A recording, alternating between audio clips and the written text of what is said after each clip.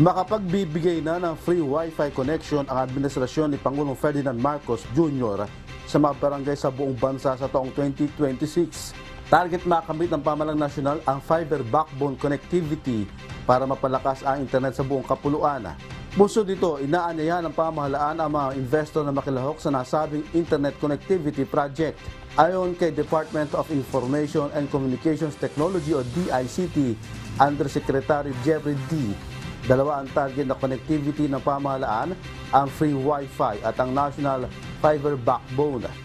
Umabot na sa 70% ang nagagawa sa National Fiber Backbone sa Luzon at target ng kagawaran na magtuloy-tuloy dito mula North Luzon hanggang Mindanao.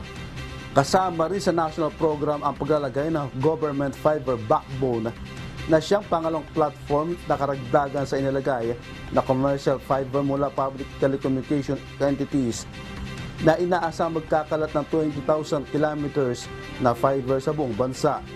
Uumpisahan naman ng DICT ang Phase 2 at 3 sa pagtatapos ng 70% ng proyekto kung saan isasailalim ang procurement sa kasalukuyan at sa susunod na taon para makasama ang Visayas at Mindanao.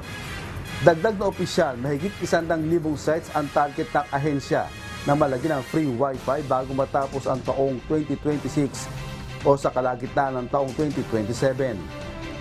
Tinatayang nagkakahalaga ng nasa 50 bilyong piso ang National Broadband Project ng pamahalaan. Ang Free Wi-Fi for All project na tinatayang nagkakahalaga ng 50 bilyong piso ay nagbibigay sa kanila ng responsibilidad sa ahensya na makapaglaan ng free Wi-Fi sa mga pampublikong lugar gaya ng parke, municipal hall, public schools, state universities and colleges at iba pang mga pasilidad.